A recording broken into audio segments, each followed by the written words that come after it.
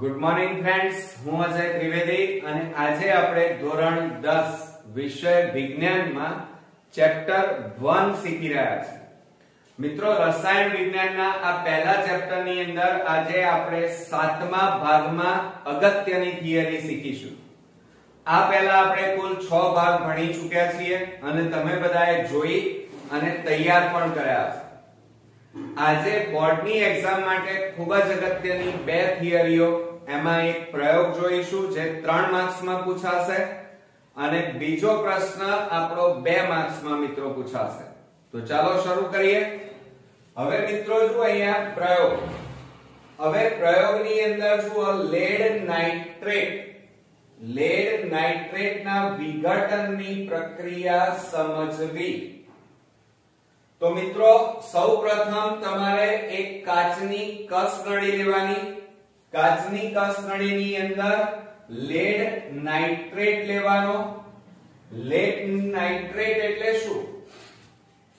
તો સામાન્ય રીતે એનું અણુ સૂત્ર શું થાય? તો PbNO3 અને હોલ ટ્વાઇસ થાય, જેને આપણે લેડ નાઇટ્રેટ કહીએ છીએ.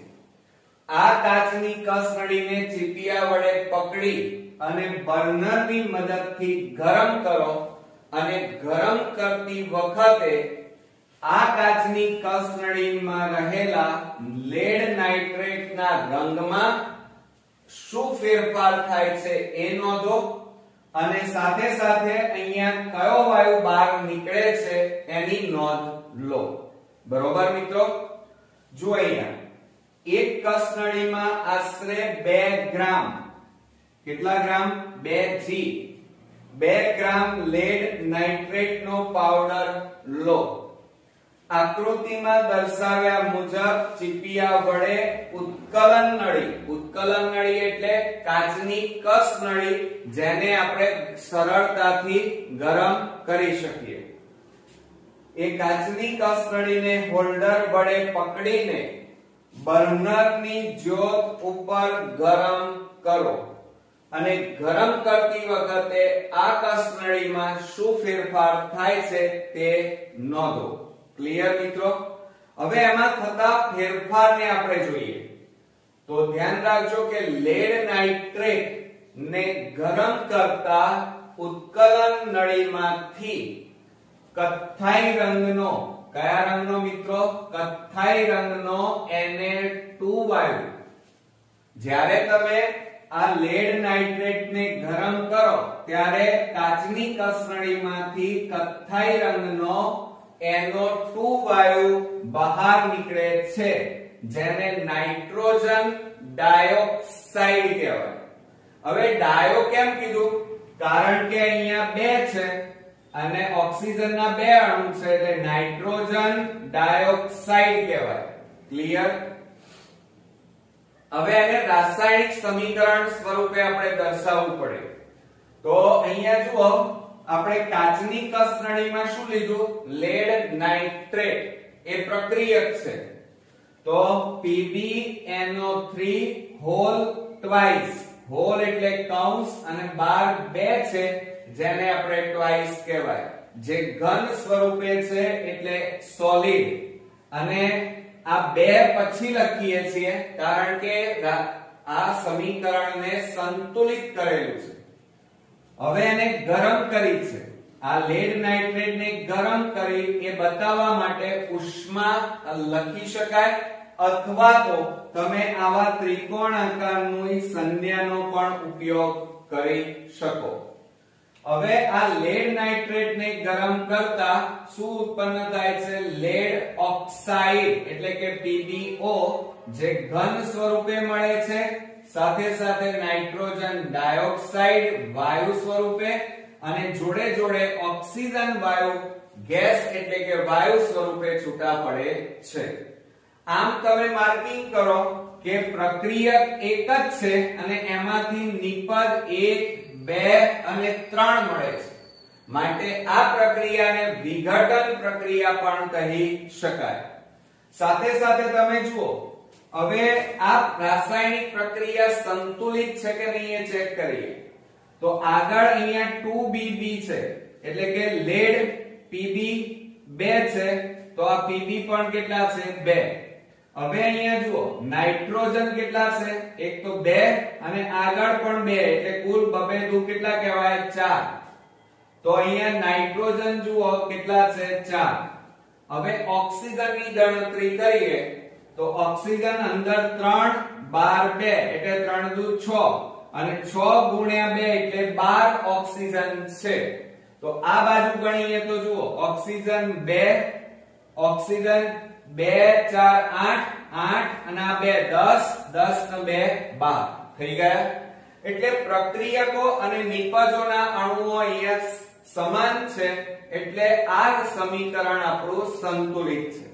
તો બરોબર ધ્યાન આપો કે 2PbNO3 હોલ ટ્વાઇસ જે ઘન સ્વરૂપે છે જેને ગરમ કરતા લેડ ઓક્સાઇડ ઘન સ્વરૂપે અને નાઇટ્રોજન ડાયોક્સાઇડ વાયુ સ્વરૂપે અને ઓક્સિજન પણ વાયુ સ્વરૂપે આપણને પ્રાપ્ત થાય છે. બરોબર મિત્રો. તો આ રીતે પરીક્ષામાં જ્યારે આ પ્રયોગ પૂછાય ત્યારે આકૃતિનો 1 માર્ક્સ, થિયરીનો 1 માર્ક્સ અને સાથે સાથે તમારો રાસાયણિક સમીકરણનો એમ કુલ 3 માર્ક્સમાં મિત્રો આ થિયરી પૂછાય છે. અને ખાસ આપણે ધ્યાન ક્યાં રાખવાનું છે રાસાયણિક સમીકરણમાં. આ લેડ નાઇટ્રેટ ને આપણે ગરમ કરીએ તો શું થાય છે કથ્થાઈ રંગનો. આ ટૂંકા પ્રશ્નોમાં ખાસ બધું યાદ રાખવાનું છે કે કથ્થાઈ અથવા બ્રાઉન રંગનો નાઇટ્રોજન ડાયોક્સાઇડ વાયુ છૂટો પડે છે. ક્લિયર.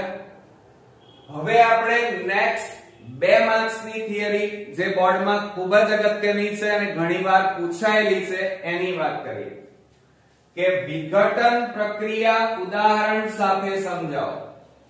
વિઘટન એટલે શું કે જે રાસાયણિક પ્રક્રિયામાં પ્રક્રિયક એક જ હોય પરંતુ નિપજો 2 અથવા 2 કરતા વધારે હોય તો એવી રાસાયણિક પ્રક્રિયાને વિઘટન પ્રક્રિયા કહેવાય. જુઓ સમજો કે જે રાસાયણિક પ્રક્રિયામાં એક જ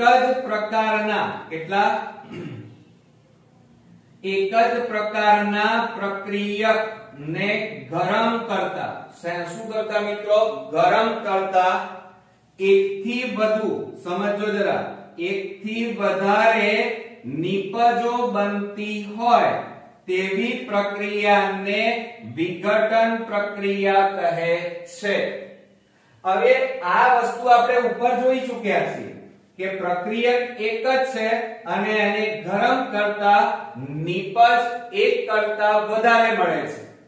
તો આ પ્રક્રિયાને વિઘટન અથવા તો એને ડીકોમ્પોઝિશન રિએક્શન કહેવાય. બરોબર.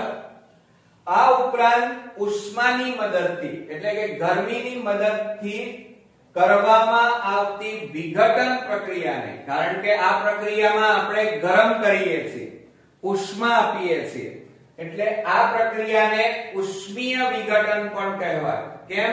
કારણ કે આ રાસાયણિક પ્રક્રિયામાં આપણે પદાર્થને પ્રક્રિયકને ગરમ કરીએ છીએ ઉષ્મા આપીએ છીએ માટે આ રાસાયણિક પ્રક્રિયાને ઉષ્મીય વિઘટન પણ કહેવામાં આવે છે. ઓકે. હવે એના કેટલાક ઉદાહરણો જોઈએ. પહેલું ઉદાહરણ કેલ્શિયમ કાર્બોનેટ. કેલ્શિયમ કાર્બોનેટ ઘન સ્વરૂપે છે એને ગરમ કરતા કેલ્શિયમ ઓક્સાઇડ અને કાર્બન ડાયોક્સાઇડ વાયુ સ્વરૂપે છૂટા પડે છે. સમજો જરા. CaCO3 એ ઘન સ્વરૂપે છે એને ગરમ કરતા કેલ્શિયમ ઓક્સાઇડ ઘન સ્વરૂપે મળે છે અને CO2 વાયુ સ્વરૂપે છૂટા પડે છે. એને ગુજરાતીમાં બોલવું હોય તો કેલ્શિયમ કાર્બોનેટ ને ગરમ કરતા કેલ્શિયમ ઓક્સાઇડ અને કાર્બન ડાયોક્સાઇડ વાયુ છૂટો પડે છે. ઓકે.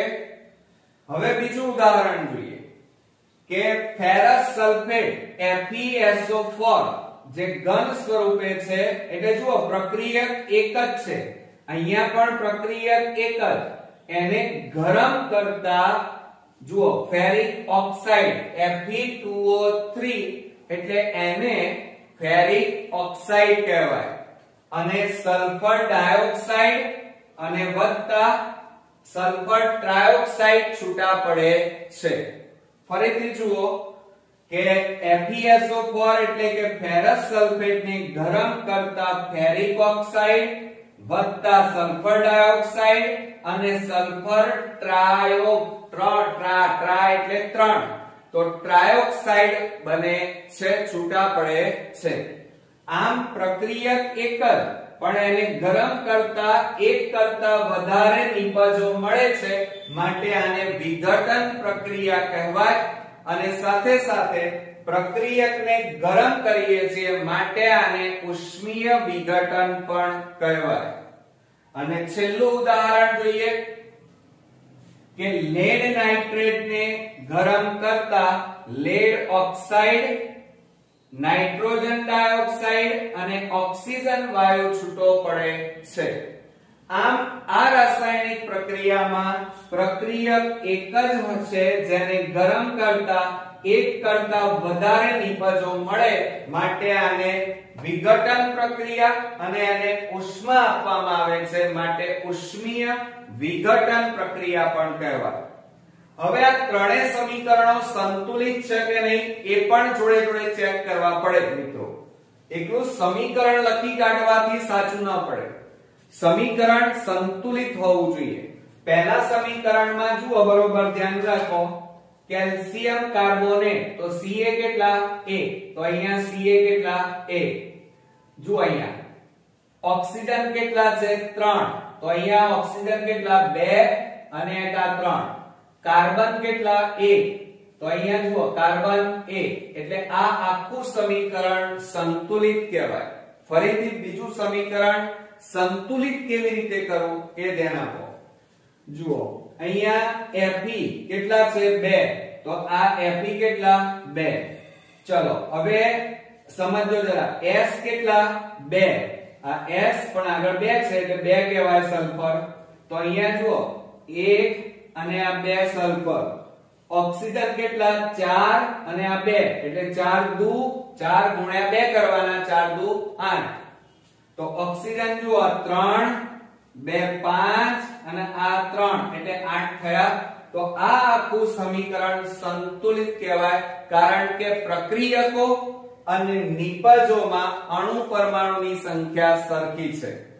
એ જ રીતે છેલ્લા સમીકરણમાં જોઈએ તો Pb એટલે કે લેડ કેટલા છે 2 તો અહીંયા જુઓ લેડ કેટલા છે 2.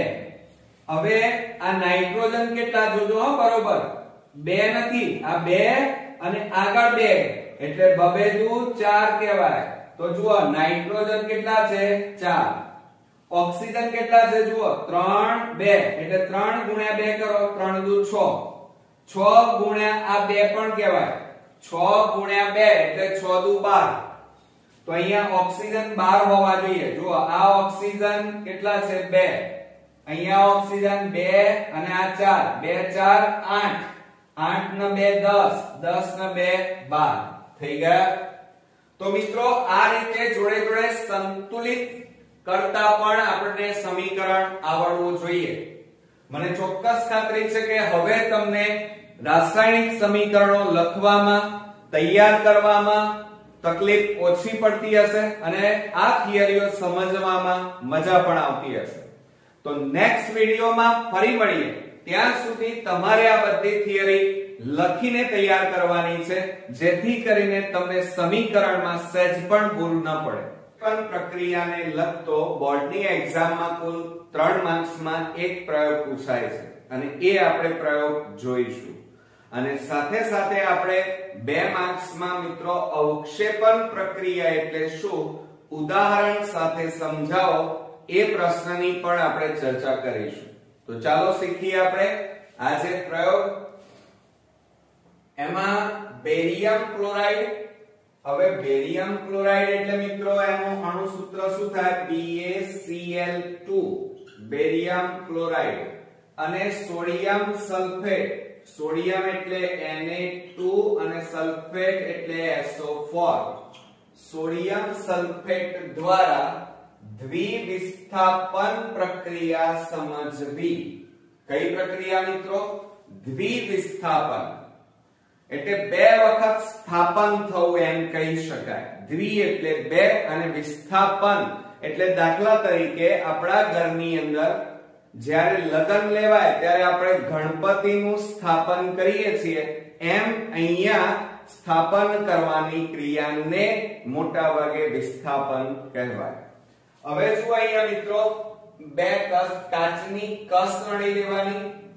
એક કાચની કસનળીમાં તમારે બેરિયમ ક્લોરાઇડ એટલે કે BaCl2 નું દ્રાવણ લેવાનું અને બીજી કસનળીની અંદર તમારે સોડિયમ સલ્ફેટ નું દ્રાવણ લેવાનું. હવે શું કરવાનું ધ્યાન રાખજો બરોબર કે બેરિયમ ક્લોરાઇડ ની કસનળીમાં સોડિયમ સલ્ફેટ જે કસનળીમાં ભર્યું છે એ સોડિયમ સલ્ફેટ ધીમે ધીમે ધીમે ધીમે ટીપા સ્વરૂપે આ બેરિયમ ક્લોરાઇડ માં રેડવાનું.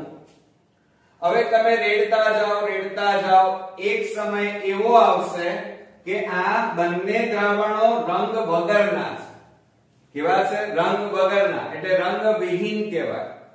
પરંતુ જેમ જેમ તમે સોડિયમ સલ્ફેટ નું દ્રાવણ આ બેરિયમ ક્લોરાઇડ ના દ્રાવણમાં રેડતા જશો કે થોડાક જ સમયમાં તમને આ કાચની કસનળીમાં દ્રાવણમાં કંઈક ફેરફાર જોવા મળશે. હવે કયો ફેરફાર જોવા મળશે એ આપણે અવલોકન કરવાનું છે. હવે બીજું એક ઉદાહરણ આપું. દાખલા તરીકે મિત્રો તમારી મમ્મી ઘરમાં ચા બનાવે છે. ચા બની જાય પછી તમારે શું કરવાનું? ફ્રીજમાંથી એક લીંબુ લેવાનું. લીંબુ લીધા પછી એ લીંબુ કાપી અને ચામાં નીચોવાનું અને પછી તમે ચાને ગરમ કરો અને હલાવતા જવાનું તો ચા કેવી થઈ જશે મિત્રો? ફાટી જશે. બરોબર? આ આપણે જોયેલું છે. હવે ચા તમારી ઘરમાં ફાટી જાય એટલે ચામાં સફેદ કલરના દહીં જેવા ફોદા તરી આવે છે. આ ફોદા એટલે બીજું કઈ નહીં, એને અવક્ષેપ કહેવાય. શું કહેવાય મિત્રો? અવક્ષેપ કહેવાય. બીજું એક ઉદાહરણ આપું કે દાખલા તરીકે તમારી મમ્મી દરરોજ જે દૂધ હોય એની મલાઈ ગરમ કર્યા પછી જે જાડી મલાઈ આવે એ મલાઈ કાઢી અને એક તપેલીમાં રોજ ભેગી કરે છે. ભેગી કર્યા પછી આખી તપેલી ભરાઈ જાય પછી એનામાંથી ઘી કાઢવા માટે એમાં પાણી રેડે છે અને બરોબર હલાવે છે. હલાવે એટલે એમાં બે વસ્તુ થાય છે. જેમ જેમ પાણી ઉમેરતી જાય અને મલાઈને બરોબર ગ્રાઇન્ડર કરે, હલાવે એટલે એક સમય એવો આવે છે કે નીચે છાશ તૈયાર થાય અને ઉપરના ભાગે માખણ તરી આવે છે. હવે આ જે માખણ તરી આવ્યું એ બીજું કશું નહીં પણ એ અવક્ષેપ કહેવાય મિત્રો. શું કહેવાય? અવક્ષેપ. તો એમ અહીંયા પણ શું થાય છે? આ મેં ઘાટા વાદળી કલરના કર્યા છે એ અવક્ષેપ, દહીં જેવા અવક્ષેપ અહીંયા નિર્માણ પામ્યા છે. તો જુઓ મિત્રો, એક કસનળીમાં આશરે 3 મિલી બેરિયમ ક્લોરાઇડ એટલે BaCl2 નું દ્રાવણ લો અને બીજી કસનળીમાં આશરે 3 ml સોડિયમ સલ્ફેટ નું દ્રાવણ લો. હવે આકૃતિમાં બતાવ્યા પ્રમાણે બંને દ્રાવણોને શું કરવાના છે? ભેગા કરો, મિશ્ર કરો અને પછી દ્રાવણમાં શું ફેરફાર થાય છે એ અવલોકન કરો.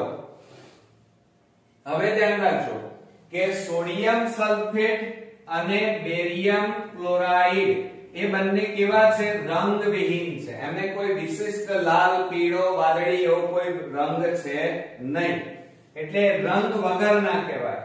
સોડિયમ સલ્ફેટ અને બેરિયમ ક્લોરાઇડ ને ભેગા કરતા ધ્યાન રાખજો બરોબર BaSO4 એટલે કે બેરિયમ સલ્ફેટ ના અવક્ષેપ મળે છે મિત્રો. શું મળે છે? અવક્ષેપ.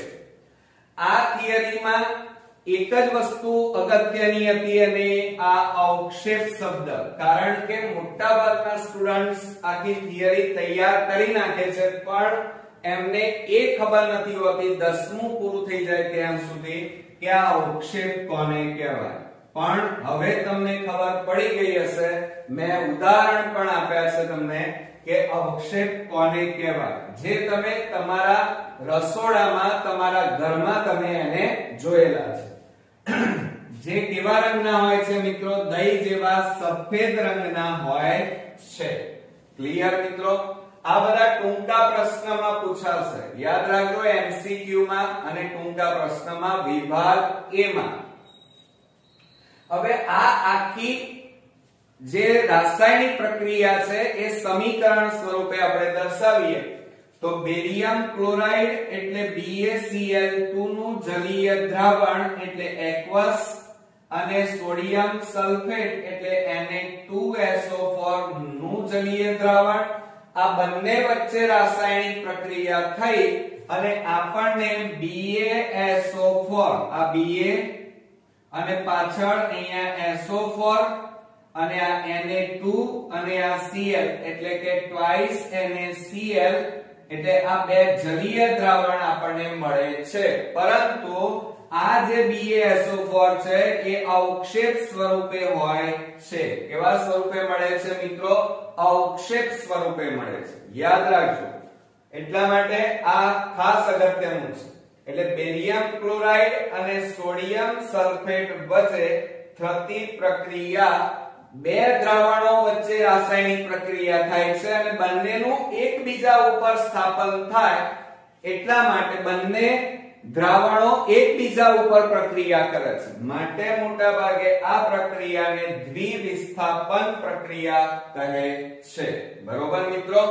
તો ધ્યાન રાખજો કે બેરિયમ ક્લોરાઇડ અને સોડિયમ સલ્ફેટ આ બંને દ્રાવણો ભેગા કરતા આ બંને દ્રાવણો રંગવિહીન છે, બંને દ્રાવણો જલીય દ્રાવણ છે અને બંને દ્રાવણો ભેગા કરતા એમની વચ્ચે રાસાયણિક પ્રક્રિયા થઈ બેરિયમ સલ્ફેટના સફેદ અવક્ષેપ મળે છે. કેવા અવક્ષેપ મળે છે મિત્રો?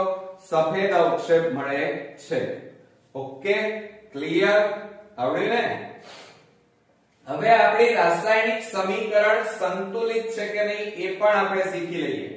હું વારંવાર કેમ શીખવાડું છું? કારણ કે મોટા ભાગના સ્ટુડન્ટ્સને આખું 10મું પતી જાય ત્યાં સુધી આ રાસાયણિક સમીકરણ સંતુલિત કરતા નથી આવડતા. તો ધ્યાન રાખજો કે આ Ba કેટલા છે? 1. તો નિપજમાં Ba A, SO4 A, તો SO4 A. Cl2 કેટલા? 2. તો અહીંયા Cl અને આગળ બગડો એટલે Cl2. Na કેટલા? Na2 એટલે 2 છે, તો અહીંયા પણ Na કેટલા? આગળ 2 છે એટલે Na સોડિયમ 2 કહેવાય, ક્લોરીન પણ 2 કહેવાય. એટલે આમ પ્રક્રિયકો અને નિપજોની સંખ્યા સમાન છે, માટે આ રાસાયણિક પ્રક્રિયાને આપણે સંતુલિત કહી શકીએ. પરીક્ષામાં બોર્ડની અંદર લખાણમાં ખાસ ધ્યાન આપજો કે જ્યારે તમે રાસાયણિક સમીકરણ લખો ત્યારે નામ અને એનું ગુજરાતી નામ, આ એક્વસ એટલે કે જલીય દ્રાવણ હોય તો જલીય દ્રાવણ ઝીણા અક્ષરે લખવું. આ બધી બાબતો અહીંયા બોર્ડ ઉપર જેમ મેં લખી છે એ રીતે જ તમારે બોર્ડમાં લખવાની પ્રેક્ટિસ રાખવાની છે. અને લખાઈ જાય એટલે એને આ રીતે બોક્સ બનાવવાનું, જેથી આપણા પેપરની અલગ ઇમ્પ્રેશન પડે. બરોબર મિત્રો? તો આ હતો આપણો 3 માર્ક્સનો મિત્રો પ્રયોગ. હવે આપણે 2 માર્ક્સનો અગત્યનો આપણે પ્રશ્ન મોસ્ટ ઇમ્પોર્ટન્ટ જોઈએ કે અવક્ષેપન પ્રક્રિયા કોને કહેવાય? ઉદાહરણ આપી સમજાવો. જુઓ, અવક્ષેપન પ્રક્રિયા એટલે કે જે રાસાયણિક પ્રક્રિયા દરમિયાન અવક્ષેપનું નિર્માણ થાય. કોનું નિર્માણ થાય મિત્રો? અવક્ષેપનું નિર્માણ થાય તે રાસાયણિક પ્રક્રિયાને અવક્ષેપન પ્રક્રિયા કહેવાય. જો જે રાસાયણિક પ્રક્રિયા દરમિયાન અદ્રાવ્ય અવક્ષેપ કેવા હોય? અદ્રાવ્ય અવક્ષેપ, જે પાણીમાં ઓગળે નહીં મિત્રો. દાખલા તરીકે મેં તમને હમણાં હાલ જ ઉદાહરણ આપ્યું કે માખણ તમે લઈ લો પછી એને પાણીમાં તમે નાખો અને હલાવો તો ઓગળતું નથી, એટલે અદ્રાવ્ય કહેવાય એને. તો અદ્રાવ્ય અવક્ષેપ ઉત્પન્ન થાય તે પ્રક્રિયાને અવક્ષેપન પ્રક્રિયા અથવા તો પ્રિક્ષિપ્શન રિએક્શન કહેવાય. શું કહેવાય? પ્રિક્ષિપ્શન રિએક્શન કહેવામાં આવે છે. હવે એમાં ઉદાહરણ આપણે લઈને સમજીએ જરા કે બેરિયમ ક્લોરાઇડ. હમણાં હાલ જ આ જોયું છે એટલે તમને જલ્દી સમજણ પડી જશે, કારણ કે પ્રયોગ જુઓ. બેરિયમ ક્લોરાઇડમાં જો બેરિયમ ક્લોરાઇડ નો Ba+ આયન તથા Na2SO4 એટલે કે સોડિયમ સલ્ફેટ, અહીંયા ભણ્યા છો તમે, સોડિયમ સલ્ફેટ નો SO4-2 યાદ રાખજો. શું યાદ રાખવાનું? BaCl2 એટલે કે બેરિયમ ક્લોરાઇડ નો Ba+2 આયન તથા SO4 નો SO4-2 આયન, આ બંને વચ્ચે પ્રક્રિયા થતા શું બને છે? આ બંને ભેગા થઈ જાય તો BaSO4 બેરિયમ સલ્ફેટના સફેદ અવક્ષેપ મળે છે. ઓકે, આ ભણ્યા છો હમણાં. બેરિયમ સલ્ફેટના સફેદ અવક્ષેપ મળે છે જે પાણીમાં ઓગળતા નથી, એટલે કે પાણીમાં કેવા હોય છે? અદ્રાવ્ય હોય છે. માટે આ રાસાયણિક પ્રક્રિયાને અવક્ષેપન પ્રક્રિયા કહેવાય. આ પ્રક્રિયામાં અવક્ષેપનું નિર્માણ થયું છે, માટે આ પ્રક્રિયા અવક્ષેપન પ્રક્રિયા. હવે મિત્રો બરોબર હજી તમારે શીખવાનું છે કે આ બેરિયમ ક્લોરાઇડ માંથી Ba+2 આ રીતે પણ લખાય અને આ રીતે પણ લખાય. જુઓ, Ba2 અને પાછળ પ્લસ પણ લખાય, બરોબર. અને આ SO4-2 તો તમારી બુક્સમાં પણ ઘણી જગ્યાએ 2 માઈનસ આ રીતે પણ લખેલા હોય છે. બંને રીતે તમે લખી શકો, તમને જે અનુકૂળ હોય, બંને સાચું છે. કે બેરિયમ ક્લોરાઇડ નો Ba+2 આયન, Na2SO4 નો SO4-2 આયન, આ બંને વચ્ચે રાસાયણિક પ્રક્રિયા થઈ BaSO4 ના સફેદ અવક્ષેપ મળે છે જે પાણીમાં અદ્રાવ્ય હોય છે, બરોબર. માટે આ પ્રક્રિયાને અવક્ષેપન પ્રક્રિયા કહી શકાય.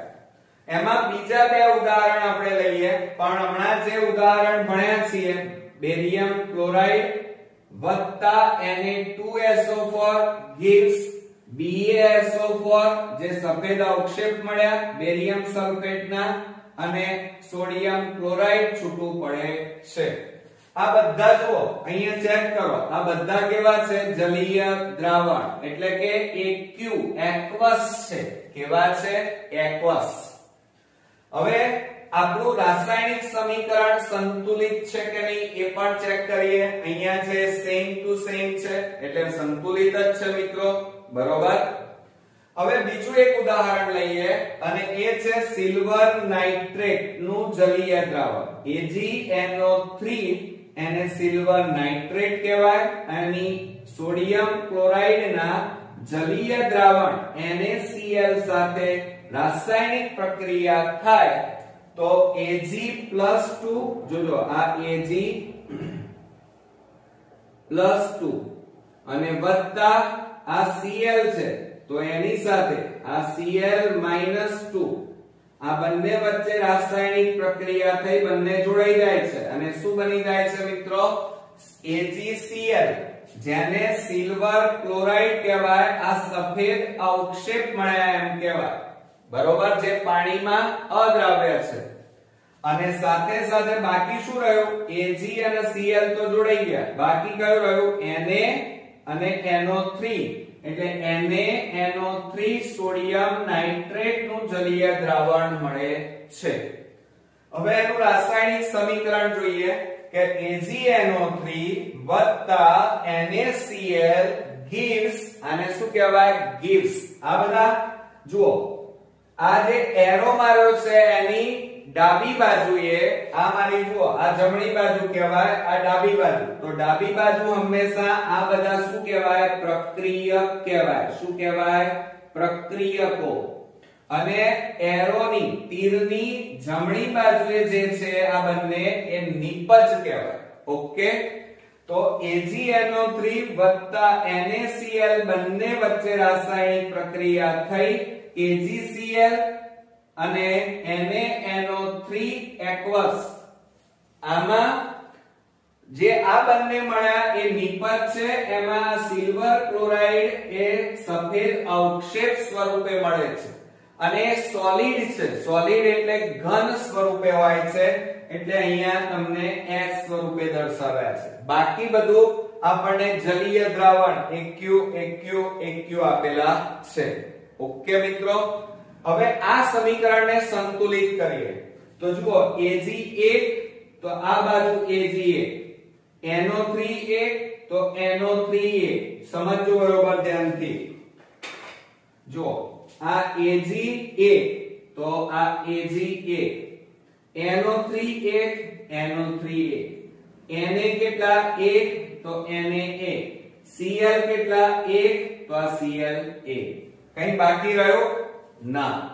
તો આ રીતે આ રાસાયણિક સમીકરણ પણ આપણું કેવું કહેવાય? સંતુલિત. તો અહીંયા તમારે ઉદાહરણ સ્વરૂપે દર્શાવવાનું હતું અવક્ષેપણ પ્રક્રિયા. તો અવક્ષેપણ પ્રક્રિયા કોને કહેવાય?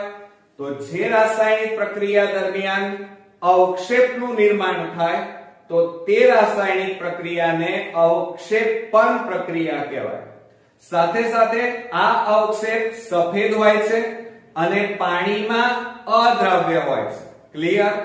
પહેલું ઉદાહરણ બેરિયમ ક્લોરાઇડ ની સોડિયમ સલ્ફેટ સાથે રાસાયણિક પ્રક્રિયા કરતા બેરિયમ સલ્ફેટ અને સોડિયમ ક્લોરાઇડ મળે છે, જેમાં બેરિયમ સલ્ફેટ એ સફેદ અવક્ષેપ સ્વરૂપે મળે છે જે સોલિડ હોય છે. AgNO3 એટલે સિલ્વર નાઇટ્રેટ અને NaCl આ બંને વચ્ચે રાસાયણિક પ્રક્રિયા થાય તો જુઓ આ BaCl2 અને Na2SO4 એમાં Ba+2 સમજો જરા, Ba+2 અને SO4-2 આ બંને વચ્ચે જોડાઈ જઈ BaSO4 બને જે સફેદ અવક્ષેપ છે. એ જ રીતે આ Ag+2 અને Cl-2 આ બંને ભેગા થઈ AgCl સફેદ અવક્ષેપ સિલ્વર ક્લોરાઇડ ના બનાવે છે. ઓકે મિત્રો, જોઈએ અગત્યનો પ્રયોગ. આજના પ્રયોગની અંદર સિલ્વર ક્લોરાઇડ નું સૂર્યપ્રકાશની હાજરીમાં વિઘટન સમજાવવું. બરોબર. હવે આજે જે બે ઉદાહરણ જોવાના છીએ એમાં આ પ્રયોગની અંદર સામાન્ય રીતે ઉષ્મા શોષક પ્રક્રિયા જોવાના છે. હવે આપણે આ ચેપ્ટરના આપણે ચાર્ટ જોયા હતા. એ પહેલા વિભાગની અંદર એનો ચાર્ટ આપણે સમજી ચૂક્યા છીએ. એમાં આપણે બે રાસાયણિક પ્રક્રિયાઓ શીખ્યા હતા. એક છે ઉષ્માક્ષેપક પ્રક્રિયા અને બીજી છે ઉષ્મા શોષક પ્રક્રિયા. ઉષ્માક્ષેપક પ્રક્રિયાને કોને કહેવાય? કે જે રાસાયણિક પ્રક્રિયામાં ઊર્જા છૂટી પડતી હોય, ઊર્જા ઉત્પન્ન થતી હોય, મુક્ત થતી હોય તો એને ઉષ્માક્ષેપક પ્રક્રિયા કહેવાય. જ્યારે જે રાસાયણિક પ્રક્રિયામાં ઉષ્મા વપરાતી હોય, ઉષ્મા વપરાઈ જતી હોય, ઉષ્માનો ઉપયોગ થતો હોય તો એવી રાસાયણિક પ્રક્રિયાને ઉષ્મા શોષક પ્રક્રિયા કહેવાય. બરોબર મિત્રો? તો હવે કોન્સેપ્ટ ક્લિયર થઈ ગયો હશે કે ઉષ્માક્ષેપક અને ઉષ્મા શોષક પ્રક્રિયા કોને કહેવાય. આજે જે પ્રયોગ આપણે જોવાના છીએ એ ઉષ્મા શોષક પ્રક્રિયા છે, જેમાં ઉષ્માનું શોષણ થાય છે, ગરમીનું શોષણ થાય છે, ઊર્જાનું શોષણ થાય છે, ઊર્જા વપરાય છે મિત્રો. બરોબર? તો જુઓ અહીંયા સિલ્વર ક્લોરાઇડ નું સૂર્યપ્રકાશની હાજરીમાં વિઘટન સમજવું. હવે આપણે જાણીએ છીએ કે સૂર્યમાંથી બે ઊર્જાના સ્ત્રોતો છે. કયા કયા? એક તો પ્રકાશ ઊર્જા અને બીજી છે ઉષ્મા એટલે કે ગરમી ઉર્જા. આ બે ઉર્જાઓ છે અને એ બે ઉર્જામાંથી કોઈ એક ઉર્જા વપરાઈ જાય છે, શોષિત થઈ જાય છે, માટે આ રાસાયણિક પ્રક્રિયાને ઉષ્મા શોષક પ્રક્રિયા કહી શકાય. હવે જુઓ મિત્રો, એની પદ્ધતિમાં આપણે વાત કરીએ કે એક તમારે રકાબી લેવાની. હવે રકાબી તમે ઘરમાં રસોડામાં જોઈ હશે કે તમે જે ચા પીવો છો એ રકાબી એ વાસ્તવમાં પોર્સેલિનના ટુકડા કહેવાય. પોર્સેલિનની રકાબી કહેવાય. ચિનાઈ માટીમાંથી બનેલી છે. તો એ જ વસ્તુ એ રકાબીને આપણે તોડી નાખીએ અને એના જે ટુકડા તૈયાર થાય એ ટુકડા પ્રયોગશાળામાં જાય એટલે એને પોર્સેલિનના ટુકડા કહેવાય. બરોબર? હવે આ જે પોર્સેલિનની રકાબી અથવા તો આપણે જે ઘરમાં વાપરીએ છીએ એ રકાબીની અંદર તમારે શું કરવાનું ધ્યાન રાખજો. ચિનાઈ માટીની આ રકાબી છે, એને ગરમ કરો એટલે એ મજબૂત બની જાય અને પછી મોટા ભાગે એ આપણે બાષ્પ બાટકી તરીકે પણ ઓળખીએ છીએ. એ ચિનાઈ માટીની જે ડીશ છે એમાં 2 ગ્રામ સિલ્વર ક્લોરાઇડ નો ભૂકો લઈ લેવાનો, પાવડર લેવાનો. હવે આ પાવડર લીધા પછી તમારે આ ડીશને બહાર તડકામાં સૂર્યપ્રકાશની હાજરીમાં મૂકી દેવાનો. મૂક્યા પછી થોડા સમય પછી આ ભૂકાનો કલર તમારે ચેક કરવાનો છે. બરોબર? તો ચાલો એમાં શું ફેરફાર થાય છે એ આપણે જોઈએ. તો આ રકાબીમાં તમે લીધું હતું શું? Silver chloride. સમજો જરા, સિલ્વર ક્લોરાઇડ એટલે ધ્યાન આપજો AgCl કહેવાય. શું કહેવાય? AgCl2 એટલે કે સિલ્વર ક્લોરાઇડ. આ જે પાવડર તમે રકાબીમાં લીધો છે, બહાર તડકામાં સૂર્યપ્રકાશની હાજરીમાં થોડો સમય મૂક્યા પછી જ્યારે એનું અવલોકન કરવામાં આવે ત્યારે આ સિલ્વર ક્લોરાઇડ સફેદ રંગનું હોય છે અને તડકામાં મૂક્યા પછી થોડા સમય પછી એનો રંગ જોતા એ કેવો બની જાય છે? ભૂખરો બની જાય છે. સમજો જરા કે સૂર્યપ્રકાશમાં મૂકતા પહેલા સિલ્વર ક્લોરાઇડ એ કેવા રંગનો હોય છે મિત્રો? સફેદ રંગનો હોય છે પાવડર. સૂર્યપ્રકાશમાં થોડા સમય રાખી મૂકતા સિલ્વર ક્લોરાઇડ નો રંગ સફેદમાંથી કેવો બની જાય છે મિત્રો? ભૂખરો બની જાય છે. એટલે સફેદ હતો પણ સૂર્યમાં મૂક્યા પછી એ કેવો બની જાય છે? ભૂખરા રંગનો બને છે. આમ સૂર્યપ્રકાશની હાજરીમાં મોટાભાગે કઈક એવી રાસાયણિક પ્રક્રિયા થાય છે જેના કારણે સિલ્વર એટલે કે સિલ્વર ક્લોરાઇડ નો સફેદ રંગ નાબૂદ થઈ અને ભૂખરો રંગ બની જાય છે. તો એને રાસાયણિક પ્રક્રિયા સ્વરૂપે કેવી રીતે દર્શાવી શકાય? તો તમે જુઓ, અહીંયા સિલ્વર ક્લોરાઇડ એટલે AgCl પાવડર સ્વરૂપે છે એટલે ઘન સ્વરૂપ કહેવાય, સોલિડ. એટલે આપણે S લખ્યું અને હાજરી કોની છે? સૂર્યપ્રકાશની હાજરી છે. એટલે સૂર્યપ્રકાશમાં બે ઉર્જા હોય, એક પ્રકાશ ઉર્જા અને ઉષ્મા ઉર્જા. એનું શોષણ થશે, વપરાશે, ઉર્જા વપરાય છે જેના કારણે Ag અને Cl બંને છૂટા પડે છે. એટલે કે સિલ્વર એટલે ચાંદી કહેવાય અને Cl એટલે ક્લોરીન કહેવાય. એ બંને એકબીજાથી છૂટા પડે છે. એટલે સમજો મિત્રો કે આ જે પ્રક્રિયક એક જ છે અને પ્રક્રિયકને ગરમી આપતા, સમજો જરા, કાં તો એને ગરમી આપો છો, કાં તો એને પ્રકાશ આપો, કાં તો એને વિદ્યુતની મદદથી મોટા ભાગે છૂટા પાડી શકાય છે અને નિપજોના નાના ટુકડા મળે છે. એટલે પ્રક્રિયકને ઊર્જાની હાજરીમાં શું થાય છે? એનું નાના ટુકડાઓમાં વિભાગ પાડી શકાય છે, વિઘટન કરી શકાય છે. તો અહીંયા સિલ્વર અને ક્લોરીન, સિલ્વર એટલે ચાંદી, એ કેવા સ્વરૂપે મળશે તમને? સોલિડ, ભૂકા સ્વરૂપે છે. અને ક્લોરીન એ વાયુ સ્વરૂપે મળે છે, એટલા માટે અહીંયા G લખ્યું. હવે આ રાસાયણિક પ્રક્રિયા આપણી સંતુલિત છે કે નહીં એ પણ જોડે ચેક કરી લેવાનું. જુઓ અહીંયા સમજો જરા, આ સિલ્વર એટલે Ag કહેવાય. Ag કેટલા છે? 2. તો આ બાજુ નિપજમાં પણ Ag કેટલા છે 2. ક્લોરીન ની વાત કરીએ તો ક્લોરીન કેટલા 2, તો અહીંયા ક્લોરીન પણ કેટલા 2 છે. ઓકે મિત્રો, તો આ રીતે મોટા ભાગે આપણે આપણું રાસાયણિક સમીકરણ સંતુલિત છે એમ કહી શકાય. બીજું એના જેવી જ બીજી એક ઉદાહરણ લઈએ, સિલ્વર બ્રોમાઇડ. સિલ્વર બ્રોમાઇડ એટલે AgBr કહેવાય, જે પણ ભૂકા સ્વરૂપે આપણે લેવાના છીએ અને એ પણ સોલિડ કહેવાય એટલે S લખ્યો. અને અહીંયા પણ સૂર્યપ્રકાશની હાજરી હોય અથવા ઉષ્મા ઉર્જા અથવા વિદ્યુત ઉર્જાની મદદથી એનું વિઘટન થાય છે. પ્રક્રિયકનું વિઘટન થઈ અને નાના નાના ટુકડાઓમાં એનું વિઘટન થઈ જાય છે, નાના નાના ટુકડા મળે છે. એટલે સિલ્વર એટલે ચાંદી, જે આપણને સોલિડ સ્વરૂપે મળે છે, અને બ્રોમિન એ વાયુ સ્વરૂપે મળે છે. એટલે જેમ અહીંયા ક્લોરીન વાયુ સ્વરૂપે મળતો હતો એ રીતે બ્રોમિન ગેસ વાયુ સ્વરૂપે મળે છે.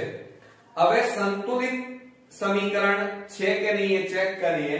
તો અહીંયા જુઓ મિત્રો, Ag કેટલા છે 2, તો આ બાજુ નિપજમાં પણ સિલ્વર કેટલા 2. બ્રોમિન ની વાત કરીએ તો બ્રોમિન અહીંયા 2, તો અહીંયા પણ બ્રોમિન 2 છે. એટલે બંને બાજુ નિપજ અને પ્રક્રિયકો સંતુલિત છે એમ કહી શકાય. બરોબર મિત્રો, પણ તમે આ બંને રાસાયણિક સમીકરણ જોયા પછી બરોબર ધ્યાનથી ચેક કરો કે પ્રક્રિયકો કેટલા છે 1 જ. પ્રક્રિયક એક છે. બીજું એમને સૂર્યપ્રકાશ હોય કે ઉષ્મા ઉર્જા અથવા વિદ્યુત ઉર્જાની મદદથી નાના નાના ટુકડાઓમાં એને વિભાજિત કરી શકાય છે. એટલે એકમાંથી એક અથવા અનેક નિપજો પ્રાપ્ત થાય છે. બીજું આ મોટો ટુકડો કહેવાય, એમાંથી 2 નાના ટુકડા બને છે. બરોબર, પણ કોની હાજરીમાં? તો અહીંયા ઉર્જા વપરાય છે, માટે આ આખી રાસાયણિક પ્રક્રિયાને ઉષ્મા શોષક પ્રક્રિયા કહેવાય. ઓકે, આ બરોબર ધ્યાન આપજો. બીજું અહીંયા આપણે 2 ઉદાહરણ લીધા, સિલ્વર ક્લોરાઇડ અને સિલ્વર બ્રોમાઇડ, કે જેમાં મોટા ભાગે ઉર્જાની હાજરીમાં, ઉર્જા એટલે સૂર્યપ્રકાશની ઉષ્મા ઉર્જાને મદદથી એનો રંગ પરિવર્તન થાય છે. તો આ silver chloride most important short ક્વેશ્ચનમાં વિકલ્પોમાં ખરા ખોટામાં પૂછાશે. એક વાક્યમાં પૂછાશે કે સિલ્વર ક્લોરાઇડ અને સિલ્વર બ્રોમાઇડ નો ઉપયોગ, ધ્યાન રાખજો, શ્યામ શ્વેત ફોટોગ્રાફીમાં. શ્યામ શ્વેત, શ્યામ એટલે કાળું, બ્લેક, અને શ્વેત એટલે સફેદ, એટલે બ્લેક એન્ડ વ્હાઇટ ફોટોગ્રાફીમાં આનો ઉપયોગ થાય છે. બરોબર, ધ્યાન રાખજો. બ્લેક એન્ડ વ્હાઇટ, પહેલાના સમયમાં જે કેમેરા આવતા, ફોટા આવતા, એ બ્લેક એન્ડ વ્હાઇટ આવતા. ત્યાર પછી એમાં શોધો થઈ અને રંગીન કેમેરા આવ્યા. ત્યાર પછી વિડિયો કેમેરા આવ્યા, અને હવે તો આપણે જાણીએ છીએ કે કેટલી બધી મેગાપિક્સલના આપણે કેમેરા જોઈ રહ્યા છીએ.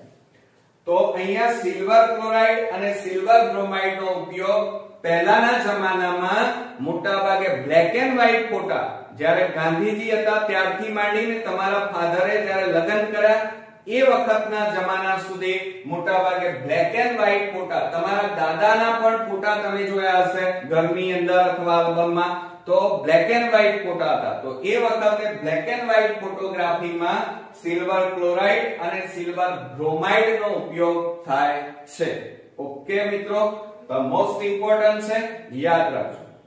તો આ રીતે આપણો આ પ્રયોગ અહીંયા 3 માર્ક્સ નો મિત્રો પૂરો થયો. હવે આપણે મોસ્ટ ઇમ્પોર્ટન્ટ 2 માર્ક્સ ની થિયરી જોઈએ કે વિસ્થાપન પ્રક્રિયા કોને કહે છે, અને ઉદાહરણ આપો. હવે મિત્રો હું એક ઉદાહરણ આપું કે જેથી તમને આ ટોપિક ઈઝીલી સમજાઈ જાય. દાખલા તરીકે તમારા ક્લાસની અંદર એક સીધો સાદો છોકરો છે, શાંત એકદમ. ક્લાસમાં આવ્યા પછી એ પહેલી બેન્ચીસે બેસી ગયો. ત્યાર પછી એક છોકરો મોડો આવે છે, જે તોફાની છે, બહાદુર છે, શક્તિશાળી છે, અને એટલે એમ કહી શકાય કે મોડો આવ્યો છે જે છોકરો એ સક્રિય છે, તાકાતવર છે. તો એ શું કરશે? પહેલી બેન્ચીસે જે પેલો સીધો સાદો છોકરો બેઠો છે, શાંત બેઠો છે, એને નબળો છોકરો છે, એને ધક્કો મારીને છેલ્લી બેન્ચે મોકલી દેશે અને પોતે ભલે મોડો આવ્યો છે પણ તાકાતના જોરે સક્રિય છે એટલે પહેલી બેન્ચીસે બેસી જશે. એટલે કોણે તાકાત વાપરી? જે તાકાતવર હતો એ, સક્રિય હતો એ. તો બસ અહીંયા એ જ ઉદાહરણમાં આપણે અહીંયા ભણવાનું છે કે જે રાસાયણિક પ્રક્રિયામાં વધુ ક્રિયાશીલ, સમજો વધુ ક્રિયાશીલ તત્વ એટલે પેલો તાકાતવર છોકરો, એ ઓછા ક્રિયાશીલ એટલે નબળા છોકરા તત્વને તેના સંયોજન એટલે કે દ્રાવણમાંથી, દ્રાવણ એટલે બેન્ચીસમાંથી દૂર કરી નાખે છે. આ ક્રિયાને વિસ્થાપન પ્રક્રિયા કહે છે. તો ફરીથી હવે ધ્યાન આપો, મોસ્ટ ઇમ્પોર્ટન્ટ ક્વેશ્ચન છે. જે રાસાયણિક પ્રક્રિયામાં વધુ ક્રિયાશીલ તત્વ ઓછા ક્રિયાશીલ તત્વને તેના દ્રાવણમાંથી દૂર કરી નાખે છે, આ ક્રિયાને વિસ્થાપન પ્રક્રિયા કહેવાય. સમજો, ફરી એકવાર રિપીટ કરું છું કે જે રાસાયણિક પ્રક્રિયામાં વધુ ક્રિયાશીલ તત્વ એ ઓછા ક્રિયાશીલ તત્વને તેના સંયોજન દ્રાવણમાંથી દૂર કરવાની ક્રિયાને વિસ્થાપન પ્રક્રિયા કહેવાય. એટલે સક્રિય તત્વો ઓછા સક્રિય તત્વને તેના દ્રાવણમાંથી કાઢી મૂકે, જેમ પેલા નબળા છોકરાને કાઢી મૂક્યો એ રીતે. બરોબર? તો આપણે કેટલાક ઉદાહરણ જોઈએ. જો અહીંયા ઝીંક એટલે જસત કહેવાય, એનું બીજું નામ શું છે મિત્રો? ઝીંક એટલે Zn, Zn એટલે જસત અને ઘન સ્વરૂપે છે એટલે S. અને દ્રાવણ અહીંયા કયું છે? AgNO3 એટલે કે સિલ્વર નાઇટ્રેટ કહેવાય અને એ જલીય દ્રાવણ છે. કેવું દ્રાવણ છે? જલીય દ્રાવણ, જેને એક્વસ કહેવાય. એક્વસ એટલે જલીય દ્રાવણ. હવે તમે જાણો છો કે આ સિલ્વર છે, સિલ્વર નાઇટ્રેટ. આ સિલ્વર એટલે ચાંદી, ચાંદીને તમે એક ઉદાહરણ જુઓ. દાખલા તરીકે તમે બજારમાંથી જ્યારે ચાંદી લાવો, કોઈ માળા લાવો, કોઈ ચેન લાવો, એને તમે બહાર ઘરમાં 10-15 દિવસ સુધી રાખી મૂકો તો એ ચેન તમારી કાળી પડી જાય છે. કેમ કાળી પડી ગઈ? કારણ કે સક્રિય ધાતુ છે. તો અહીંયા જુઓ, આ સિલ્વર એ સક્રિય છે, બરોબર, પરંતુ ધ્યાન આપજો, બરોબર, આ Zn છે એ એના કરતા વધારે સક્રિય છે. એટલે આ વધારે સક્રિય છે જ્યારે Ag એ ઓછું સક્રિય છે એના કરતા. તો હવે શું કરશે? આ જસત એ આ સિલ્વર નાઇટ્રેટના દ્રાવણમાંથી આ Ag ને છૂટો પાડી દે છે. પેલા નબળો છોકરો છે, નબળો છોકરો, આ બહાદુર છોકરો, તો નબળા છોકરાને કાઢી મૂકે છે દ્રાવણમાંથી. તો કાઢી મૂકે અને પોતે જોડાઈ જાય છે એટલે ZnNO3 બની જાય છે અને સિલ્વર એટલે ચાંદી છૂટું પડે છે. હવે જુઓ, ZnNO3 સાથે જોડાયો એટલે એને ઝિંક નાઇટ્રેટ કહેવાય. હવે ઝિંક નાઇટ્રેટ નું અણુસૂત્ર શું છે? ZnNO3 હોલ ટ્વાઇસ અને નીચે શું લખ્યું છે? એક્વસ. એક્વસ એટલે જલીય દ્રાવણ કહેવાય. ઓકે મિત્રો, હવે સમજો જરા. હવે બંને બાજુ આપણું સમીકરણ સંતુલિત છે કે નહીં એ પણ ચેક કરી લઈએ. તો Zn અહીંયા એક જ છે તો આ બાજુ નિપજમાં પણ એક. હવે સિલ્વર અહીંયા 2 છે તો સિલ્વર પણ આ બાજુ 2. NO3 કેટલા છે જુઓ, આગળ 2 છે એટલે NO3 2 કહેવાય, નાઇટ્રેટ 2. તો અહીંયા પણ આ નાઇટ્રેટ 2 કહેવાય. એટલે બંને બાજુ તમારા અણુ પરમાણુની સંખ્યાઓ, તત્વોની સંખ્યાઓ સમાન છે. એટલે આ સમીકરણ સંતુલિત કહી શકાય. એ જ રીતે આપણે બીજું એક ઉદાહરણ લઈએ, આયર્ન. આ લોખંડ એ વધારે સક્રિય છે. તમે બધા જાણો છો કે લોખંડની કીલી બજારમાંથી લાવો ત્યારે કેવી હોય, અને એ જ લોખંડની કીલીને પાણીમાં પલાળી અને મૂકી દો ચોમાસામાં તો અઠવાડિયા પછી જોશો તો એના ઉપર એનો કલર દૂર થઈ ગયો હશે, એના ઉપર કાટ લાગી જાય, જેને આપણે રસ્ટ કહીએ છીએ. તો આ આયર્ન એ વધારે સક્રિય છે જ્યારે એની સરખામણીમાં તાંબુ ઓછું સક્રિય છે. સમજો જરા, તાંબુ પણ સક્રિય છે, પણ તમે જુઓ લોખંડનું એક વાસણ લો અને તાંબાનું વાસણ, બંને એ સરખા દિવસ તમે રાખી મૂકો તો તાંબાના વાસણો લાંબા સમયે પોતાનો કલર એટલે કે પોતાની ચરકાટ ગુમાવે છે, જ્યારે આ લોખંડ અઠવાડિયામાં મોટા ભાગે પોતાની ચમક ગુમાવી બેસે છે. એટલે આ આયર્ન વાતાવરણમાં રહેલા ઓક્સિજન સાથે ઝડપથી પ્રક્રિયા કરે છે, એટલે આ વધારે સક્રિય છે, આ ઓછું સક્રિય છે.